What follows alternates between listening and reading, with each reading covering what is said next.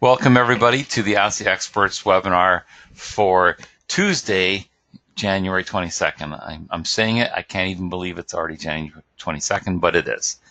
As always, we are recording this webinar, as we've done for all our other First Canada Ask the Expert webinars.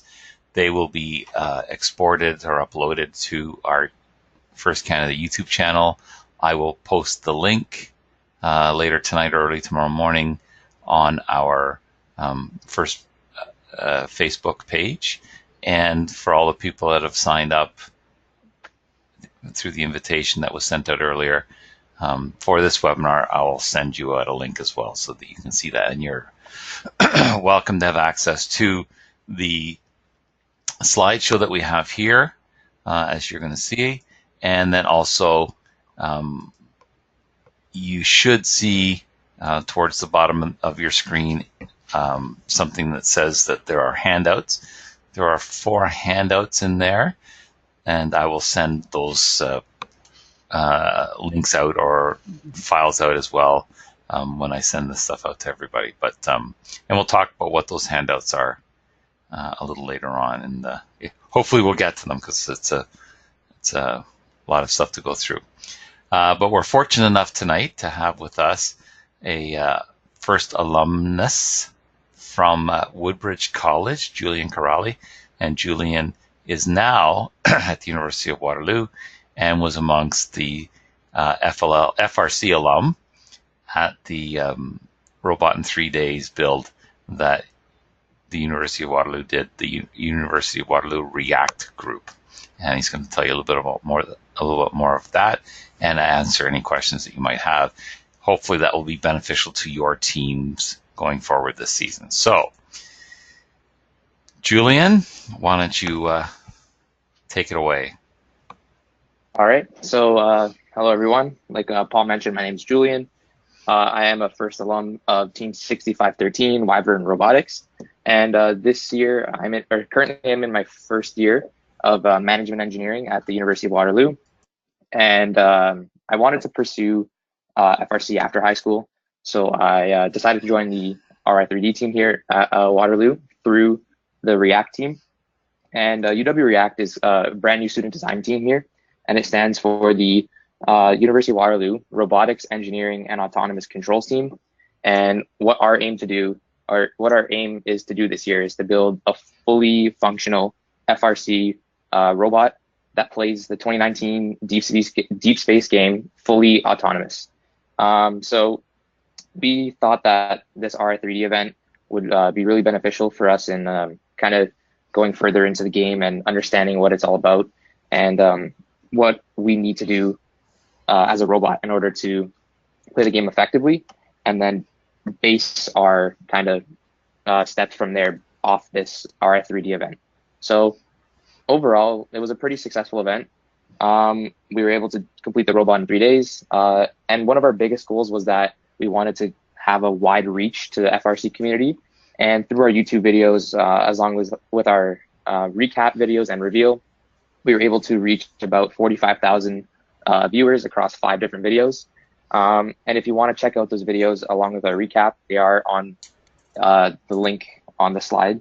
If you want to just go on YouTube, search up UW and then a space and then React, and then click the channel, you can see all the videos and that were posted that weekend. So let me ask a question, Julian, because I was thinking about it when I saw the first of those videos come out.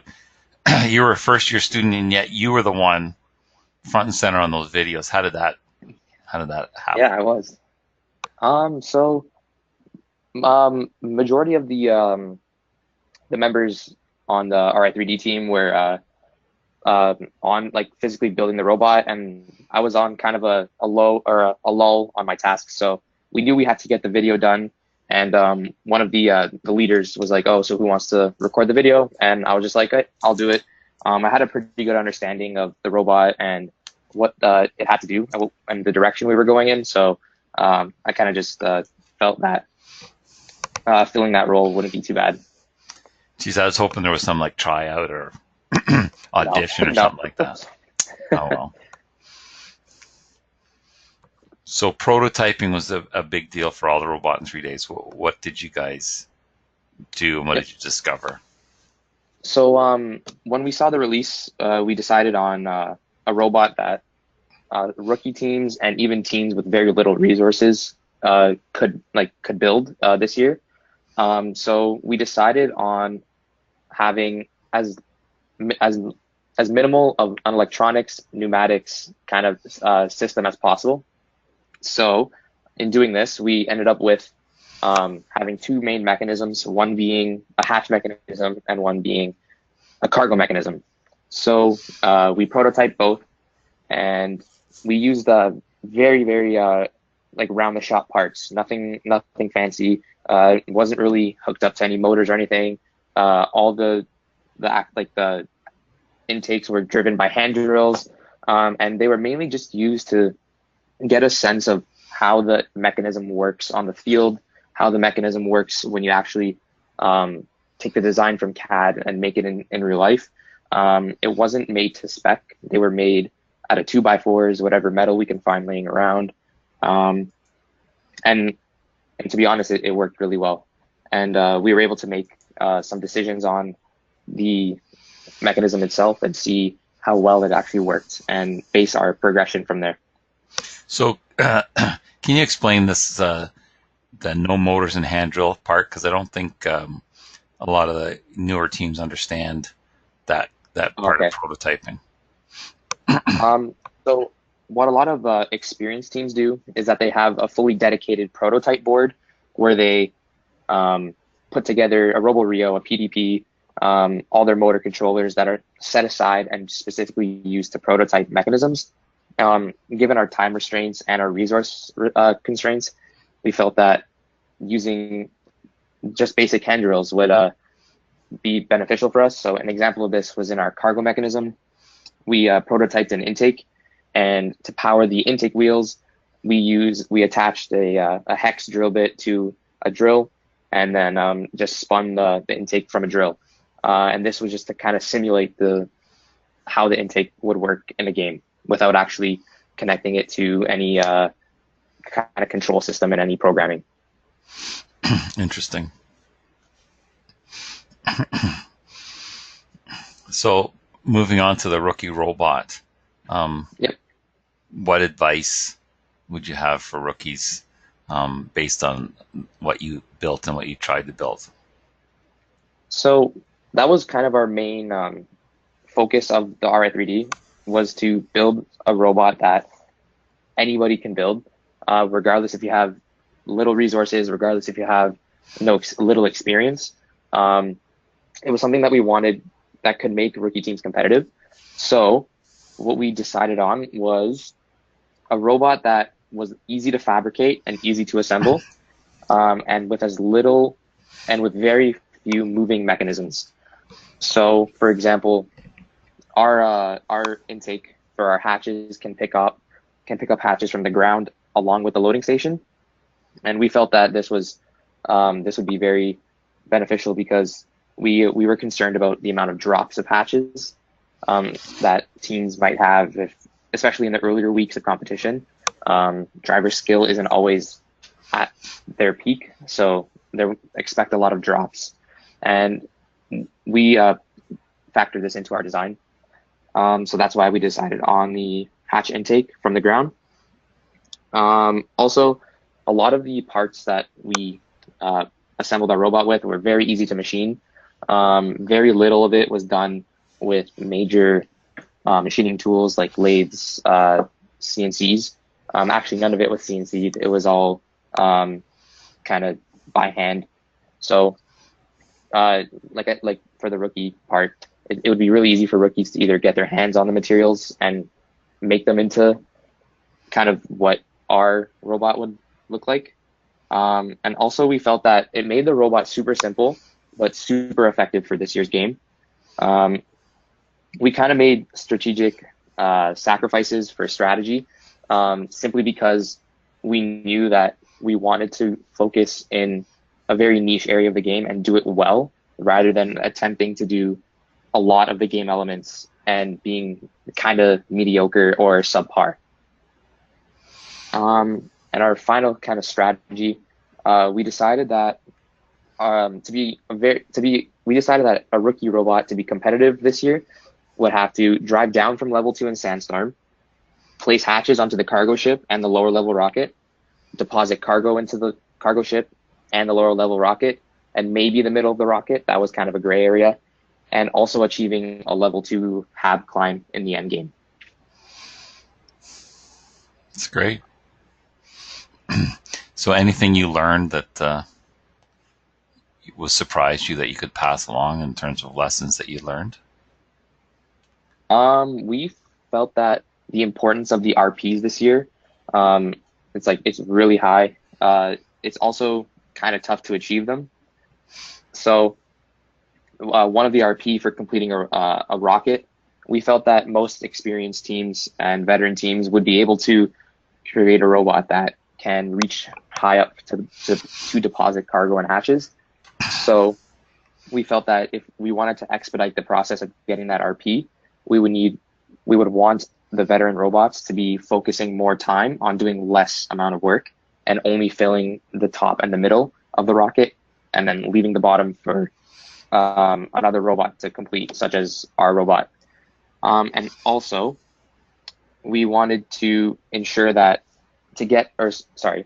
for the end game ranking point, it would be either all 3 robots have to get to level 2, or one of them has to get to level 3 with someone on level 2. So from this, we determined that being able to get onto level 2 is extremely important in progressing towards the end game RP. So to pass along to teams, I would kind of have a really good sit down with your team and talk strategy, talk about what you guys talk about a reasonable amount of, or what you can do reasonably in the 6 weeks or 5 weeks now remaining. You don't want to, a good robot comes at the expense of functionality, unless you're really experienced with lots of available resources. So just kind of honing in on the skill set of your robot and perfecting it is in my opinion is a very important kind of perspective to have in this year's game. That's a lot of interesting stuff. One thing I would say, and as we get to the bottom there with tips for teams, is you may not know this, but there are 24 new teams in Ontario. Oh wow! Yeah, so there are going to be a lot of new teams at whatever event you're at, and there were a similar number of new teams last year. So that's a lot of teams that are first or second year teams in the province. Some of them are great. Some of them are going to struggle. Just the nature of how it works. Hopefully, webinars like this will help them out in the fact that their teams will absolutely answer any questions they have. But one of the things you could do, and you might consider, is that you should take a look at the teams that are going to be at your event and see do you have a lot of rookies at that event? Some events are just not that big. For example, Waterloo cannot have a lot of teams because it's just the physical plant just can't support it. So they're not going to have many more than 24, 26, I think maybe 30 at the most. Whereas Durham College is a much bigger facility and they could have a few more teams. So if you do have a lot of newish teams, rookies and second year teams at your event, you need to think about this strategy here that we just heard from Julian, because you could very easily end up in more than one match where your teammates are 2 rookie teams, or if you're a rookie listening now, there could be 3 rookie teams. That is going to happen. So that's something to consider. Yeah, you do, I think. Yeah. 65. When I joined 6513 was in the rookie year in grade 11, and at our first competition, I remember Durham College in 2017. There were a few matches where it was an all rookie alliance, and we were paired up against I believe it was arguably 2 of the best teams at the event. I think one of them ended up winning the event, and we kind of looked up and down at each other and we're like, this will be tough, but we could do it. So like Paul said, strategy will be a big part, especially if there are a lot of rookie teams and even some second year teams. So we have a comment from one of our listeners and viewers, I guess, from Yaman. And Yaman says, what do you think about designing your robot based on what robots are doing at your competition? I think that's very important, Yaman says. And I've always been saying when I talk to rookies and on these webinars, that's one of the reasons why you look at who's in your event and then contact them and say, look, we're a first-year team or a second-year team. What do you think would be a good robot that would be complementary for your robot? And work on that. The team that I was with when I first started was 4001, and Team 1241 in our first year in 2012 gave us a tip that we followed, and it was a fantastic tip, and we made our robot look different than most other robots based on that, and got us all the way to the World Championship. So we were thrilled by that. But Iman, that's a really good point. Yep. It'll be an interesting. It may be tough for rookie teams this year to do that with the bag and the stop build day, but next year when there is no stop build day, I'm sure there's going to be all sorts of teams for sure partially building a robot and then seeing in the first event this year is during college for us, what people are doing and how they can change their robot. So, and that's a good point too, because we'll talk about that as we go further this month. But when you do bag your robot, you can still keep out 30 pounds to work on. So you want to make sure that there's a way to attach it to your robot that's quick and efficient to attach and take apart. And that'll become even more important perhaps next year when people are thinking about doing different things based on what they've seen other people do once competitions start. Yeah. But yeah, you will find that teams, if you're a rookie or a second-year team and you've not talked to many other veteran teams, they're very gracious and they'll absolutely help you in any way they can, for sure. So find out who's doing your event and talk to them. Go ahead. Yeah, being a rookie team at your first event, like, it may sound scary, but honestly, it's one of the best times that you'll have. Like Paul mentioned, the gracious professionalism from all the veteran teams. It's honestly amazing to see. I remember there was in 2017 was our rookie year, and I think it was our second event, and it was at District Champions, and our gyro, we didn't have a gyroscope on our robot that year, and we determined that if we were to have a gyro, we would be more effective in autonomous period. So we asked around, and we didn't have a gyro with us. It was back at the school, and there was no way of us getting in. So we asked around the pits, and lucky enough, I believe it was 5406. They had a spare gyro. So they handed us theirs, and just like that, we had a gyro on our robot. But the next part was we didn't know how to code it. So we went around again asking to around the pits, and we stumbled on team 4914, and their lead programmer came over and actually coded our gyroscope and even wrote us a autonomous program to drive straight in that year. And for that year, it significantly boosted our performance at District Champions that year. So being a rookie, like, embrace the rookie feeling. It's honestly such an amazing thing to see and experience. So go in with open minds. Don't be afraid to ask for help, and everyone's there to help you at the end of the day. So we're going to take a little bit of a look at some of the prototyping that Julian's team did. So that's a lot of heavy wood there, Julian. Yeah, so on the left was our kind of first prototype, our first attempt at a prototype at our intake.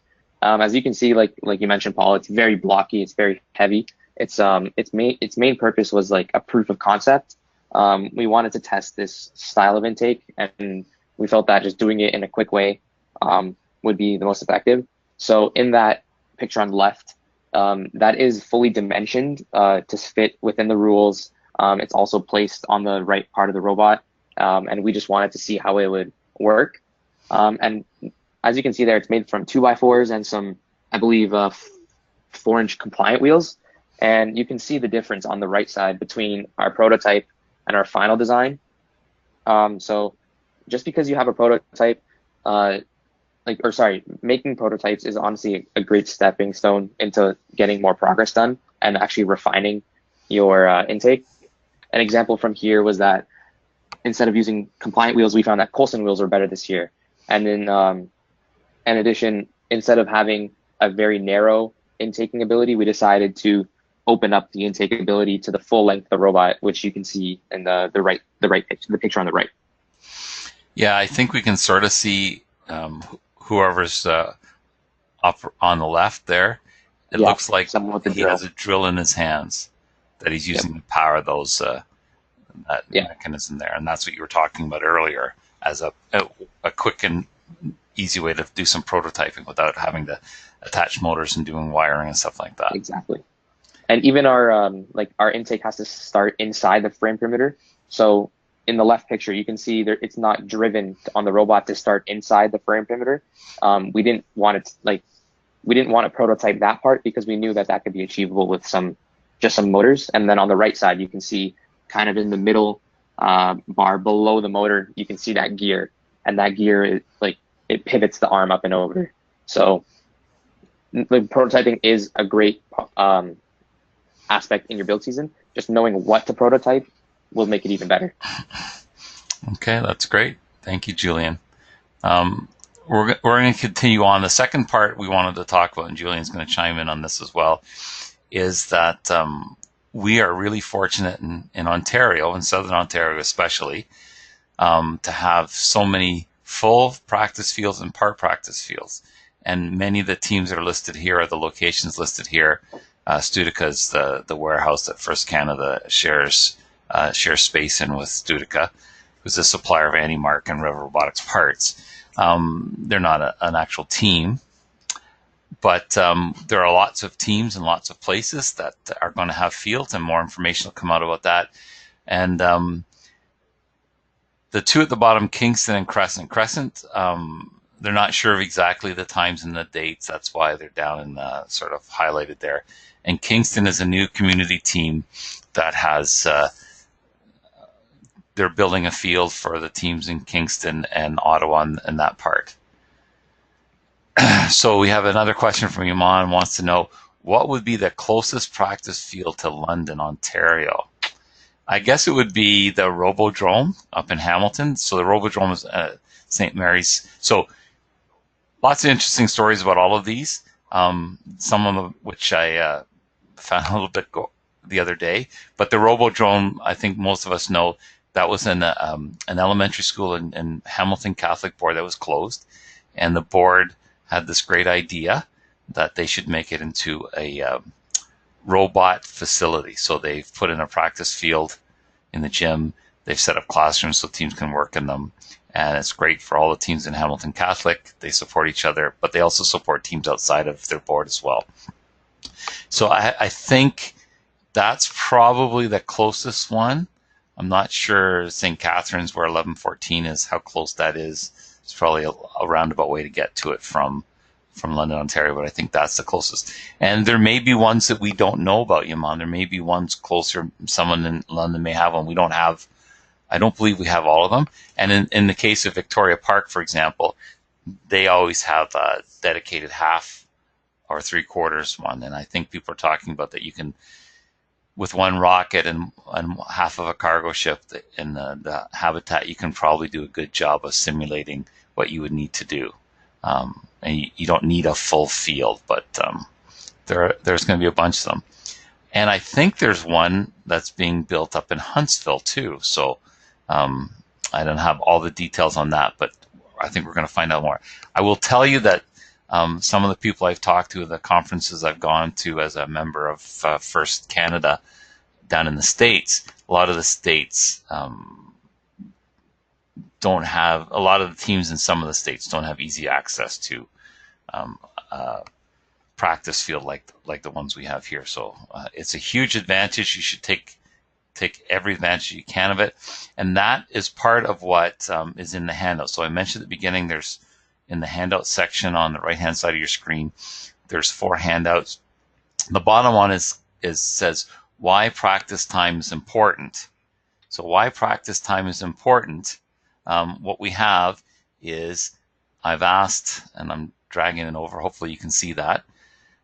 It's some of the teams from Southern Ontario and around this area who are telling us what some of the reasons are that they think practice is important and how they would practice, how their teams practice, and the strategies. So I will send that file out that you can see. And going back to our presentation, just skipping ahead here. So what I was saying a few minutes ago is that at Vic Park, for example, you'd only see the red side of the field. And what people are saying is, as long as you have a habitat, half of a cargo ship and a tower, a rocket, you really don't need the rest of it to be able to do that. But I know that in the team I was with, again, we started in 2012, we realized that we had to build some of those game pieces every year to make sure that things fit in the way that they were supposed to, that we were shooting the right height and so forth. So that's an important one to keep in mind. So some of the comments that we saw from various people, Brennan from the Waffles says every hour you practice is the equivalent of 2 full FRC events. And the Waffles have traveled. I've seen the Waffles in coming down from Kingston to Crescent to practice. I know they've gone down to St. Catharines to practice, so they get around a lot. One of the things a couple of years ago that I think is what Brendan's pointing out is that you might think you can see from the driver's station, but you can't. It's in some cases, and this is one. This year, I think a lot of people are using the camera, so that's an important one. The girls at SWAT sent us over some information too, as per my request. And they're talking about how the teammates, the driver and the operator, work together when they're running cycles, when they're trying to do as many of the things that their robot can do as possible. And a lot of those comments about cycles and so forth were in some of the other ones. And you can see that Matt from 4039, he's talking about timing those runs to make and recording them on the spreadsheet so you can determine the optimal routes. And you can't do that.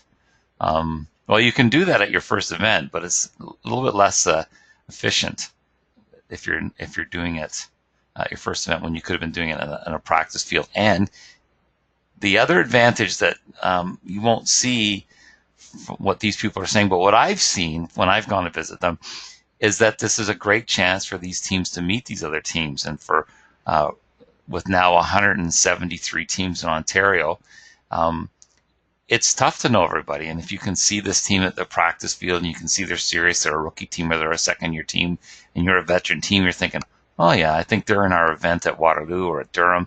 We got to keep an eye on them. They might be somebody we might want to pick because they look like they've built a solid robot and it's consistent. So that's another reason to go to practice fields that people aren't talking about too much.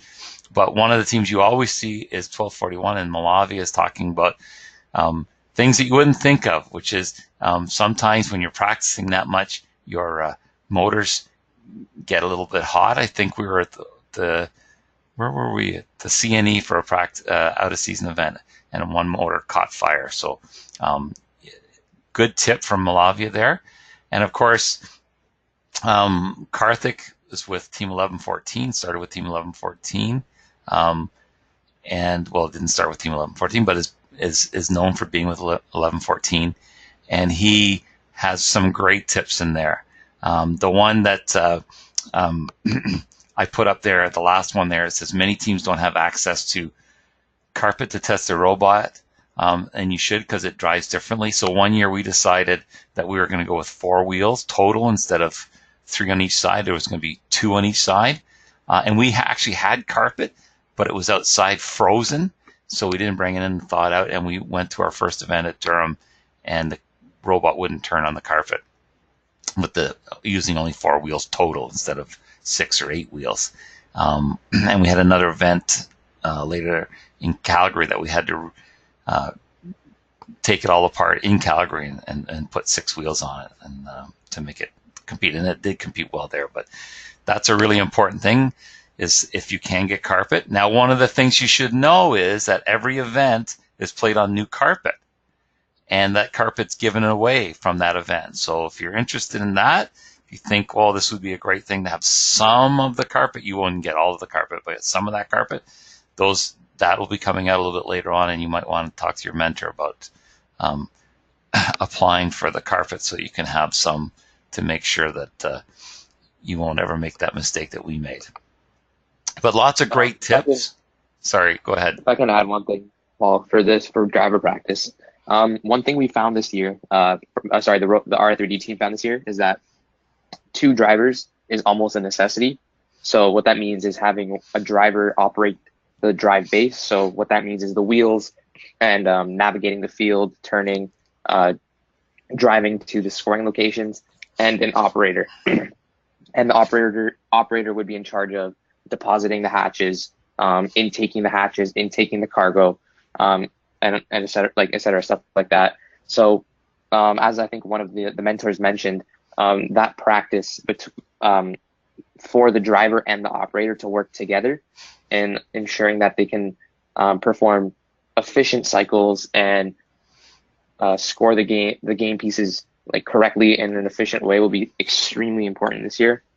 And going to an event with no driver practice at all, it'll be very, very tough to do well in that event if you don't have the right amount of practice. So just to kind of echo what all the mentors here are saying, driver practice and operator practice will be extremely important this year, and it will be evident in the first couple weeks of competition. And Julian's exactly right. The mentors are dead on. And you will see when you go to some of these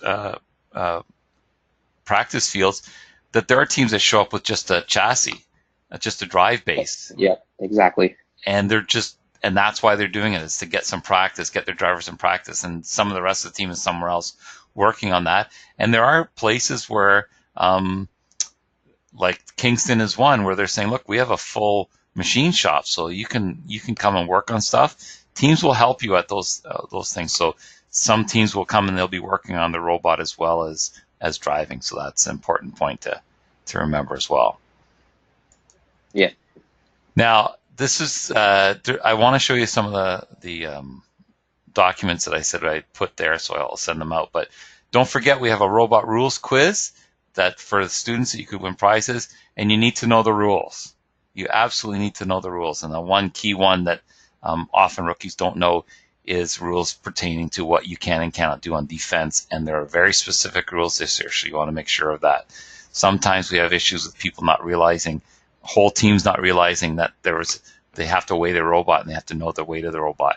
One that Julian touched on is that when your robot is being inspected, and he may be one of those people inspecting your robot, that you have to have it in, you have to demonstrate this year that it's going to remain within its frame perimeter, and that there's mechanisms to make sure that happens. So yep, it's very important to keep that. So have your students do that quiz. That would be a great thing to do. And there are prizes. You could win prizes. We've already got some people winning prizes. We have Andrew from 4676 was won a prize that he can pick up at an event at the swag tent. So is Kieran, Lucas, and Stephen. They're all from team 5039. And we also have some safety quiz winners as well, because we're doing a safety quiz based on the manual. Iris from 4039, Vidi from 1360, and Echo from 4476 have so far won prizes, and they've also gotten a bronze badge. I will tell you that the bronze safety manual quiz is now going into its 3rd year. The questions change a little bit each year, but we've had close to 8,000 tests taken in those 3 years, including this year. So it's a very popular quiz. Even students in Mexico and the States and various parts of Canada get in on it as well. Last week we talked about the EveryBot. Has lots of great concepts. Some of them that you would have seen in their videos they talk about, but they also have a bill of materials or a cost accounting worksheet. Is sometimes we use that interchangeably. A material cut list, the cost above the parts that come in your kit of parts is no more than $400 US. Just so you're aware, you can spend up to $5,500 US, I think, on your robot. I'd have to check. That rule was updated recently, so you want to take a look at that.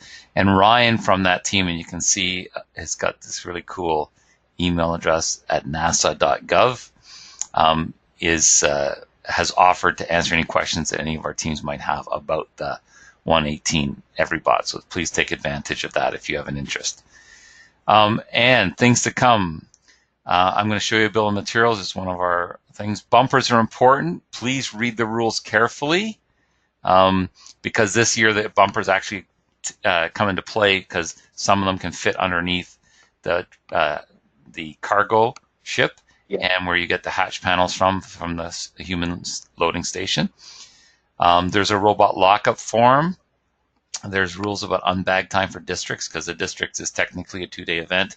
So there's a 7-hour period, 6-hour period, I think, where you can unbag your robot over a period of 7 days total. There's a robot inspection checklist that hasn't come out yet, but I'm going to supply one here today that shows you what it looks like from last year. It'll be a little bit different this year.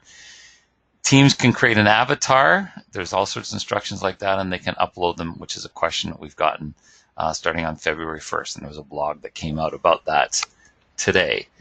So on the right-hand side of the screen, there are 4 documents. We just touched on some of them. One of them is this robot inspection checklist. This is 2018's. Like I mentioned, 2019 hasn't come out yet. It'll come out in a couple of weeks or so. And it talks about all the things that you can do. So if Julian is your robot inspector at an event, he's going to be going through this to make sure that it's compliant. And you as a team should be making sure to get that checklist and to go through and make sure that you are compliant before. A lot of the things will stay the same. Some of the ones that are related to rules may be the same. They may not be the same. Starting volume. There is one main one. Yeah. Starting volume. There is one main change. Which is what? The starting volume. I know for pneumatics this year, before it was allowed to have an either onboard setup or an offboard, right? Which means your compressor is either on your robot or off of it, and you can charge the air tanks with it. This year they did change it, so only the onboard is allowed. So teams, please make sure you're basing your pneumatics, if you need them, off of that.